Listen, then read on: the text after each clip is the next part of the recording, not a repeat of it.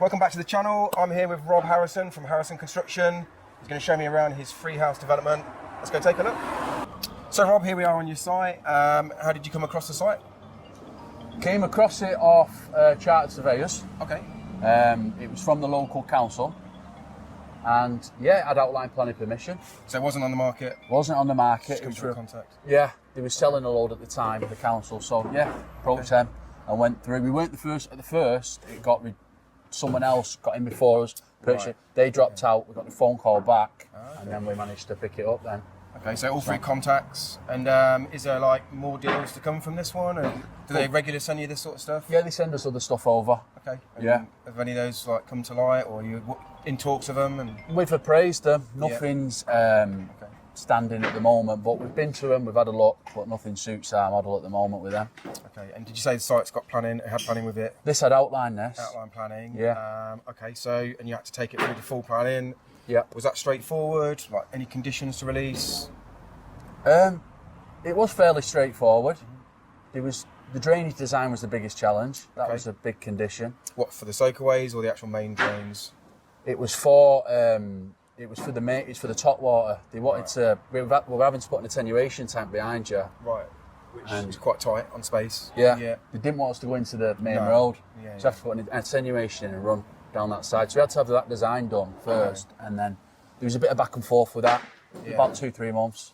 I mean, planners are getting quite hot on exactly that, surface water, because the weather's getting a bit more unusual. I mean, it's summer today, you won't believe it or not, it's raining. Yeah. And all that water's going to go into the main drains, which are at capacity and they can't cope. So I get it, and I think most sites do need to retain some water on site. But like I say, on a site like this where you're quite constrained, you have to be so many metres away from the building and so many metres away from next door's building, and we've got the same issue on our site. We just haven't got the room. Yeah. So we have to come up with some kind of solution that, compromises, where it's saying, well, look, we're doing a bit, but we probably can't do the amount that you specify in your regulations. Yeah. So something is better than nothing. But it can get quite challenging. But these are sort of things that you need to think about when you're looking at these sites, because I've seen a lot of people buy sites this and then they get stuck with them because that problem isn't overcomable. And they just end up with a bit of land, and often you'll see these bits of land sometimes just go back through auction with planning, and you think, well, why are they selling it's being sold by a developer? And sometimes that's because the developers have put a lot of money into it, can't solve the problem, want to flick it off in the auction and hoping that somebody buys it, and then they pick up the problem. So sometimes these land come through 2 or 3 times in auctions, and it pays you to keep an eye on it. But and the council have been pretty good, obviously, because they want to get these through planning. Fairly, The council was good. Yeah. Council have been good right the way through. So your drainage was one challenge. Any other challenges or conditions? I noticed that you've gone for a really nice stone on here, which is more toned down compared to a lot of the new ones that we saw coming in, which are like, brand new, really, really beige stone, where you've gone for like a mid stone, isn't it, between the existing stuff? Yeah, so that's York stone. York stone. So that's the local stone, Yorkshire stone. Okay, and was that a planning requirement? Was that a personal choice? It's not a planning requirement, just the colour. So you can use concrete, you can use a Spanish stone, or you can use the local stone. So the ones you've seen would have either been concrete or Spanish. So they're a lot lighter, but that's like pretty much the best stuff you can get. Well, it is the best stuff you can get. Yeah, I mean, like I say, me and my son drove up here and we noticed it straight away compared to some of the other new builds. And I know the new builds will eventually tone down, but maybe that's like 30, 40 years. But yours almost looks like it stands out. When it's finished, it's going to look like it's been built a lot longer, and I think it's going to look a lot better. Is that stone a bit more expensive than like the Spanish stuff? It is a little bit more expensive. Yeah. We've got a good price on it. Well, I was going to say also, it's good to build good relationships local and support local businesses, because 100%. These businesses will go out of bust. Go bust. Top if we guys. Don't support them. And if you look at it, just like I say, it could be just 2-3% dearer compared to the other stuff. Better quality for sure, because like you say, it's mined out here locally. And I'm all for supporting local businesses, because these guys look after you. Do you know what I mean? They're very grateful of the business. They've been great. Whereas the other ones are just big importers and they look at volume. So I think it's a good role to play. And if you're going to be doing more developments, having those relationships, it's going to pay dividends. Okay, so me and Rob were just talking about the site when you first got it, how much soil was in here, wasn't it? You were talking about the toilets built into the wall. So how much soil did you have to move away, or where was the height in relation to where we stood now? So the height was about a foot higher than where I am now. Right. We had to take it right down. So when we done the site investigation, we found that there was old houses on here, like the terraces across the road. So it'd been infilled. Been infilled, but they had basements. Okay. So when we was digging it, obviously we found the basements. Oh, right, yeah. So we had to then have another structural design done. Just because, you know. How would you like to make some of those life-changing profits, just like these guys you're watching right now? Well, look, it's possible. Go into the comments, click on the How to Get Started in Property Development guide, and you'll learn what it takes to get started and become your own property developer. Let's get back to the video. You've got a bit of basement there, then you've got a bit of natural soil there, and then a bit of infill there. So like I say, it's not consistent. So we had to reduce, and obviously we've got this boundary wall to contend with at the back. Yeah. So as we reduced it, it was 2.5 metres on the far edge. The wall's 2 metres, it's 4.5 metres. So obviously we was worried about the structure there. And it was wet when you was doing it, wasn't it? So in February. It was one of the wettest winters we've had. Yeah. So did you have to put any measures in for that, or was it just a case of assessing it on a daily basis? And yeah, we assessed it, buttered it back, and made sure we got on with it pretty quick. So how many grab loads of soil did you have out of there? Because I saw the videos and it just looked consistent. Just 2 diggers on here, I think there was, weren't there? Just continually. We had 2 diggers, we had about 30 grabs, and we had Arctic on for the day, loading it ourselves. So we had a lot of stuff going. And then when you did the foundations, I saw some of the ply that you had to put out just to retain some of the sides. And so I'd imagine once you got all this concreted, it was a big that's a big relief. You know, 100%. We've got through the worst stage, and then everything else really is out of the ground. It's a lot of soil. Them things are quite hard to calculate. But I know your QS has just come here, so you use a QS for pricing up the jobs, and he's done all your calculations on this. He's done all the calculations. Yeah. So he keeps you on track of what you're ordering, what you're spending. That's it. All pretty good service, worth the money. Yeah, but he's indirect. He's direct with us. So he works in house. Okay. But yeah, it's all. But you imagine if you got 30 grabs to 20 grabs or 50 grabs. Yeah, definitely. £250 a grab, or some places paying like £350 a grab. That's a big difference in money if you've got to start spending double on the soil. So, the QS pays for themselves just in working out things like that in the ground. And reality is this is where you can spend some money without knowing about it. Yeah. We factor in a budget for our foundations for our analysis, but it's still got to be based on individual site specifics, like you say, with a retaining wall. And I think it took double the concrete. This double. How many metres did you have in there? Top of my head, I couldn't tell you, but it took at least double because it was wet. We had to mass fill it, so we had 300 mils worth in on the strip foundation. Right. So we had to fill it because it was like this. The bankings were coming in. I bet you're not 500 cube, was you? Must have been. Something like this, 3 houses. I've got the price of the bill. I know the price of it in my head, but expensive. Yeah, expensive. As a developer, you can be spending thousands and thousands and thousands of pounds on concrete and the soil going away just to get to that stage. It was about 12,000. Yeah, of concrete. On concrete. Yeah, and obviously once you get out of the ground, everything's a bit more predictable. Yeah. You just get the odd sort of discrepancy with the weather and stuff like that. But that's where you can lose some money if you're not careful. We have contingencies in there, so that just protects us a little bit. Yeah. Ideally, we don't like to use them if we can help it. It is a buffer money. What's going to be the gross development value when all 3 houses are built? Because you've got 3 4-beds here, so quite good sized houses. Well, it was. We had the valuation at about 290. Right. Okay. We're anticipating we're going to get a little bit more than that. Yeah, because we've been through a bit of a blip of the market, haven't we? Where it did go down, where we had the interest rates rising all the time, which you've obviously gone into that market. Yeah. But we had the first rate drop this month. I don't know if there'll be one next month. It might just stay the same, but we have got more due. So when are you looking to get these on the market? Could be good timing. September, do you think? I think probably October, October, November. Yeah, because you've still got to get the windows in and then obviously get rid of all your big heavy materials. October will be a good time because people want to get moved in for Christmas. If we can get another rate drop, I think all the mortgages have already come down in advance, and I think we've got some really good rates at the minute. So where we live, houses are selling. We're selling stuff around 500 grand market, so I think that market's still a little bit slow, but 300 grand, a lot more people got 300 grand compared to 500 grand for sure. So yeah, I think you're going to be doing it at a good time. It'd be nice to get all these sold for Christmas. I'm hoping. Do you think you'd be done by Christmas? Is that your target? 100%. November, yeah, okay. I'm aiming for latest. Yeah. Okay. Finished. Because once you get this done down, you can start working out here and inside at the same time, can't you? Exactly that. I suppose you'll just go through one at a time and rotate. Okay, and you've also been through a period of build cost materials have gone up. So was there anything that you've had to pay a lot more money for that you wasn't expecting? We had to pay a little bit more for the stone than originally priced in. Yeah. The slate, which is here now, paid a little bit more for. What sort of slates you gone for? Spanish. Spanish, yeah. I mean, I don't think hardly anywhere even does them in England anymore, do they now? No. Slates, and I mean, slates, they come from Spain, Brazil, pretty good quality. I mean, it's crazy that we can't compete buying slates from somewhere like Brazil. You know, when not far from Wales and stuff, it's crazy, isn't it? I mean, this is the crazy country we live in. So what made you want to become a developer then, Rob? I've seen your videos. Okay. Thought, why not? So, I mean, similar journey, and I guess it's the same for a lot of the viewers. Busy tradesman, under an hour, working evenings, weekends, fetching materials. I know your phone's been ringing a lot because you are busy because you're a business, but yeah, you sometimes sit and think, well, surely if I just work on one job, that was it. Over 9 months rather than 25 jobs. Yeah. You know, surely there's got to be more money in that. Better, you know, less to manage. So similar things. And what was you doing before? Like now you turned developer. What was you doing before? You still got another business, haven't you? Yeah. We're still running that business. Still running that business. I mean, we was doing projects like this for other people. So he's building houses for clients as well. For clients. Right, so you're already doing the work and like. You're getting the wage rather than the. There's one particular job at the end of it. We'd done a great job. Right. And I just saw, and the guy sold it, and he made the money, and I thought, and you've done all the work. I'm doing the wrong thing here. Yeah. And then that was the end of it then, and that was the turn. I just thought, nah, I'm changing what I'm doing. And then I seen what you were doing, and I thought, how do I get into this?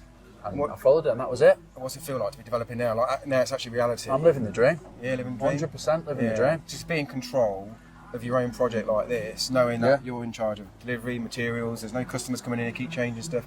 You're in charge of drawdowns for your payments. Yeah. You've got a schedule to follow. Obviously, they've got to be sold, but you're building what the market wants. There's not a lot of building going on around here, is there? So, no, not overly.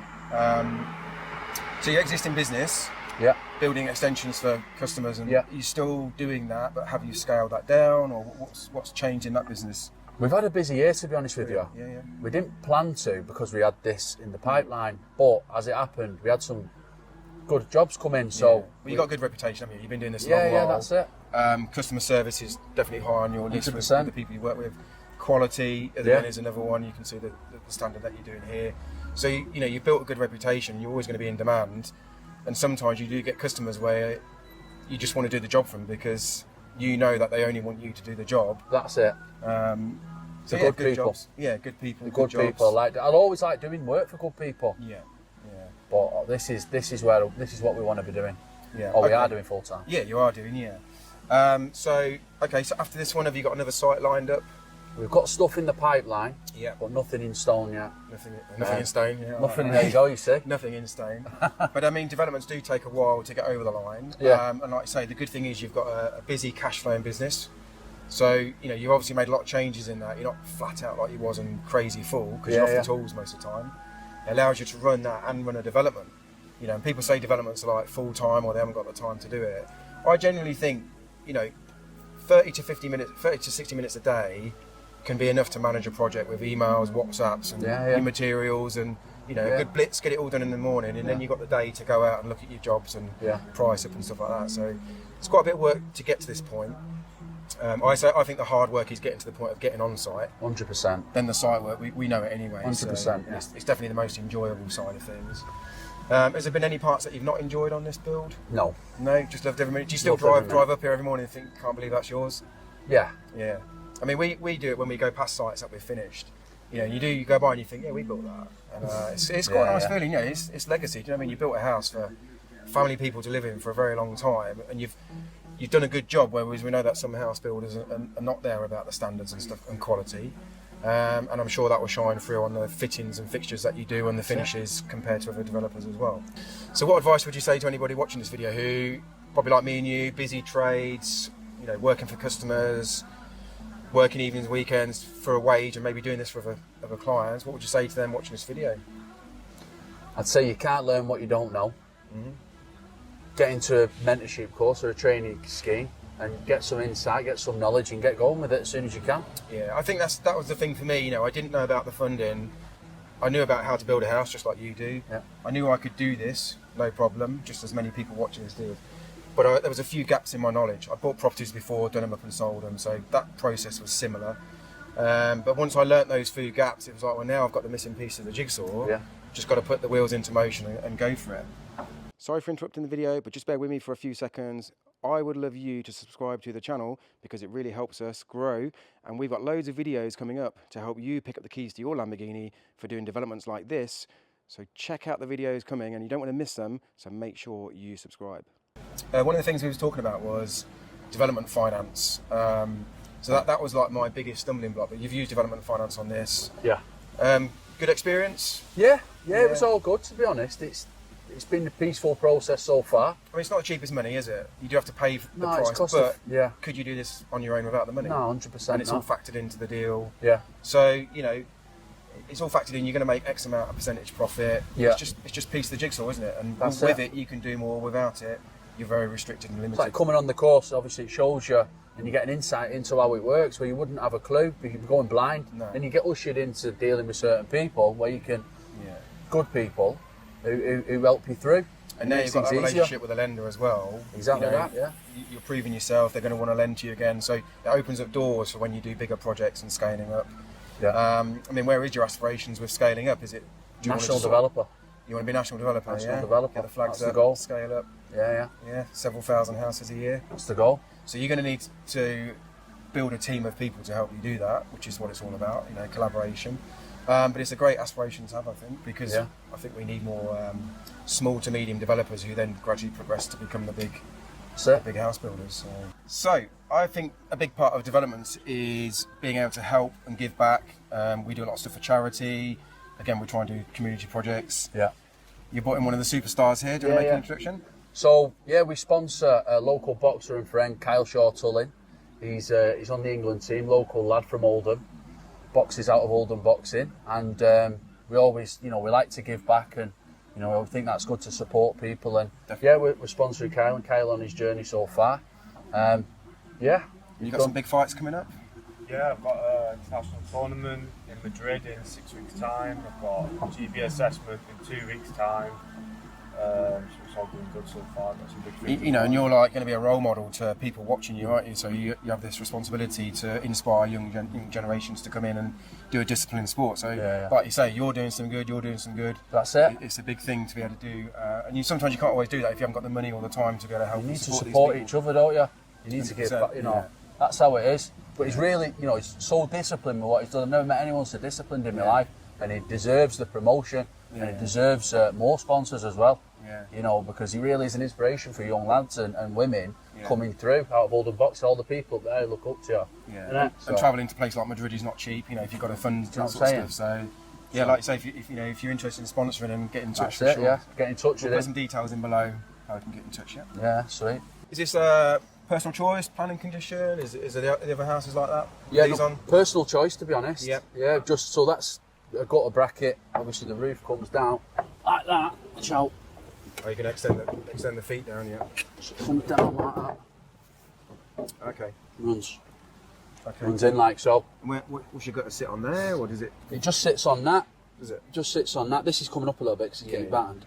But it just sits in that, runs into there and gets fixed back. That's how it all is round here. Is it? Yeah, I've seen the riser brackets. We use quite a lot of them, like on the barns. Yeah. So we use quite a lot of them. But them little, things just make a big difference to the building, don't they? Because otherwise, it's just slap some plastic on it. I just wanted the detail. Yeah. They match obviously the coins we've put in, the sawn coins. Yeah, nice. So. And this is not straightforward, quick to do stuff, is it? No. Because like you say, you've got to cut between them all the time. These all got to be plumb, level, straight, in line. So as much as they look nice, there is quite a lot of work involved in that. These roofs are all ready for roofing. You've got a bit of work to do on your gables. Yeah. So what do you think? Maybe 3 to 4 weeks you'll be watertight up here, would you say? Yeah. Certainly by the end of September you should 100%. Scaffold down, windows in. What sort of windows are you going for? Just UPVC? Go on UPVC black, yeah. Black? Black. Yeah. I think black looks quite nice. Yeah. We've just done some black fascia and soffits on the job, and loads of people do anthracite. And it's okay, it's got its place. You need to have the right palette of materials, but I think black is like the modern colour now. Definite. Yeah, we really like it.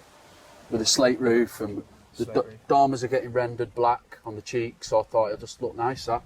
Would there be an ensuite upstairs? I presume it's like master bedroom. Yeah, ensuite, dressing room. That one's studded, so you can see the size in there. But so nice view of the hills just over there. It's quite a good view, really. Yeah. And whereabouts are we like in relation to big cities and commuter in and. You're about halfway between Manchester and Leeds there. Okay, Yeah, so quite a desirable place. And what are we It's up and coming. 20 minutes each way to both cities? Something like that? So yeah, like I say, building houses in the right location, I think, is key.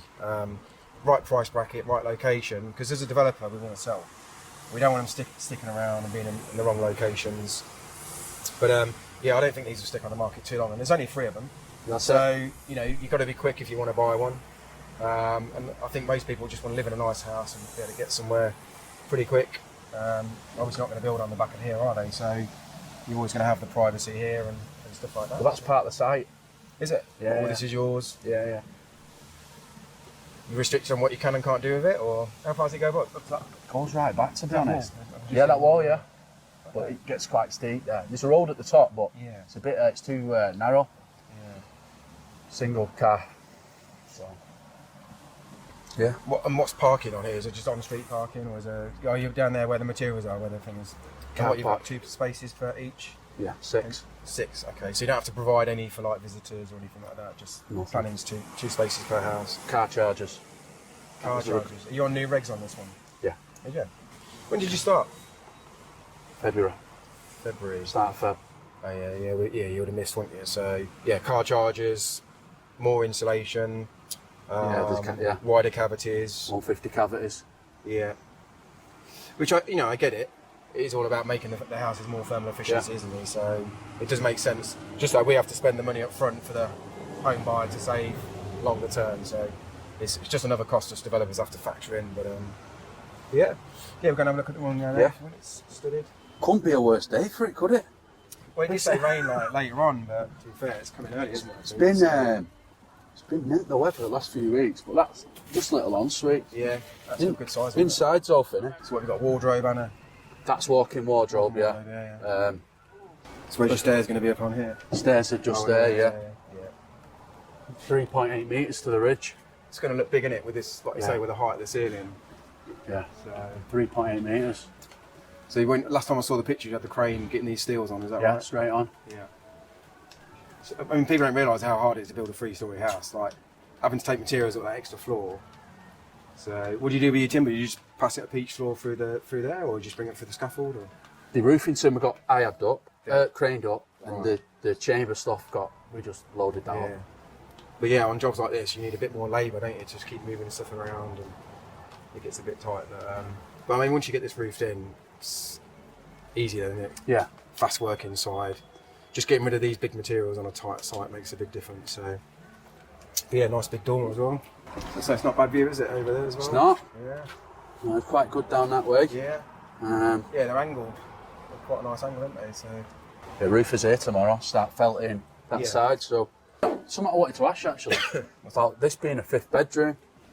So, 5th bedroom? So it's down from the planning, it's down for 4. Which is this the 4th? So 4th bedroom with a dressing room. And what would you do? Create a corridor down here to separate it?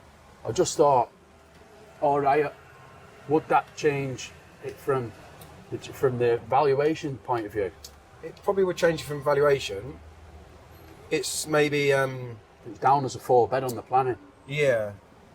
I suppose it's whether you need another parking space for a 5-bed Right, house. okay, That could be one thing. Could be a planning condition. I think where we are, we have to do 3 spaces for a 5-bed. Right. And then, would it put people off? I don't know, because I mean, maybe you've got another big bedroom downstairs. You got an ensuite downstairs and one of the bedrooms downstairs? Ensuite and bathroom. So that would probably be the Downstairs. master downstairs, and this would be like 2 kids upstairs. With Yeah. a small bedroom. So I'm sure it's doable. I'll definitely check on that. But it could be a case of just put one and try it, Yeah. or speak to the agents, see what the demand is. Yeah. But I think the parking thing would definitely be one you want to check. Would you do that? Would you do it? I always try and squeeze as many bedrooms as I can. Yeah. Yeah, just because it adds value, doesn't it, for no Yeah. extra space. For a stud wall, Yeah, cool. Well, it's nothing, is it? stud wall and the It's door nothing today. could be like another 20 grand on GDV, couldn't it? Yeah. For a few hundred quid's worth of work. So, and people feel like they're getting a 5-bedroom house for 20 grand more. It's probably a cheap 5-bedroom house, but for Yeah. you, it's like, well, yeah, or study. That a lot of people want to study. So Yeah. even if you don't put it as a 5-bed, you can do it as 5-bed, but on paper you can say, oh no, it's a study. Yeah. This is a bedroom. So you could do that. So you think ask the planner? I think the parking space is the big thing, but then, like I said, you could just change it for 4-bed with a study. 4-bed with a So then study. you don't need the extra parking space, but people buy it as a 5-bed house. So When you're selling or it. a playroom, yeah. Would it matter on like the sale, like on anything? No, because you just said it's 5-bedroom. Just house, sounds aren't fine. you? You won't Yeah, query that. we did one on ours, and we had big 4-bedroom bungalow, and we had office, study. Yeah, we had study, playroom, snug. It's like 7-bedroom really, but if we'd done 7-bedroom, we'd have had to put all parking and everything in. You called it a snug, Yeah. right? Yeah, But so- when they on the buy it, planning, on the planning, it just went down as a snug. so dressing room, Study. saying, Yeah, dressing room, yeah, Got exactly. ya. Yeah. right, yeah, right, I'll scrub that. They don't come back and check anyway, do they, planners? So the only thing they check is ordnance survey, check the measurements, where it is, location to the plan. So they come and do that for their mapping. But planners will just drive by and have a look, make sure everything's finished. Yeah. They don't come in here. This is not planning anyway, is it? It's just the No. parking space. But How you doing, Anna? Yeah, sound. Alright. Director of MKM. Are you okay? yeah, we're Yeah, good. sound. Hang on, miss now, innit? Yeah. He's come to slash your prices. Yeah, 'Cause, done a top job, you know. Yeah. Deliveries. The market slumped in it for materials. So. Yeah. What they're in, or they're in the experience anymore. You want it just on price. You go Travis Perkins and knock things down, but you don't have a clue what they're supplying. I know. Like, You know the game, don't you? I've done this since I was 15. I can come on a job. There's people run a in job. sales, but they don't know what they're selling. That's what. Well, I've project managed. I've done. Yeah. I've done suspended ceilings and partitions, and I've done like that. You know that site in Diggle did 9 big detached houses. Only a How's it few going, Neil? years ago. Hi, Neil. So I've You all right, been mate? on both sides of it, Right. so understand how Rob needs stuff and when he needs it, Yeah. and up the back big up, you difference, get isn't it there. Yeah, it's a big difference. Yeah. I mean, we've got a company near us and we pay a little bit extra, but deliveries are there every time. And that's what we pay for, because if it doesn't come, You it need just it. messes everything up, doesn't it? All the You've got guys lorries stood are brand around. Yeah. No messing about with like lorries. Oh, the lorry's down. Always here. Yeah. Good lorries. He'll ring me at night, I'll answer. Yeah. Yeah, no, they're good. Relationship. Yeah, he does it on purpose because he's got nothing to do. I have. Because Trust he's me. bored. He sits there and he Somebody's thinks, arguing "Who's with gonna me ring? about Who's going to pick the phone up? Where's your work? We're down in Lincolnshire. Lincolnshire. so- You got them Lincolnshire down there. They're Yeah. sound lads Yeah, as well. yeah. The best part about it is with this MKM, is giving like the old school trade back how Yeah, it yeah. should be, Oh, I know, where yeah. you put faces in Yeah. places and you allow So it people should to be. be the characters. People deal with people, don't they, at Yeah. the end of the day? So, It's that old school trading with bells and whistles. yeah. Like you walk into a place and the people think, wow, I bet it's there and there. No, they're just basically giving you all the tools to do the job. Like they used Yeah. to do like in the early 90s, 2000s. I know what you mean about Travis's and that, though. Like, unless you're going to go and spend hundreds of thousands of pounds, they don't entertain you. But they treat you like you're never going to spend any money, but they don't know who you are. But you walk in 10 places, you've got one person, if you're lucky, who knows what they're doing. One person. Within ours, we've got like there's me, Neil, Dan, there's Jack, there's Jamie. All got like 20 plus years experience in it.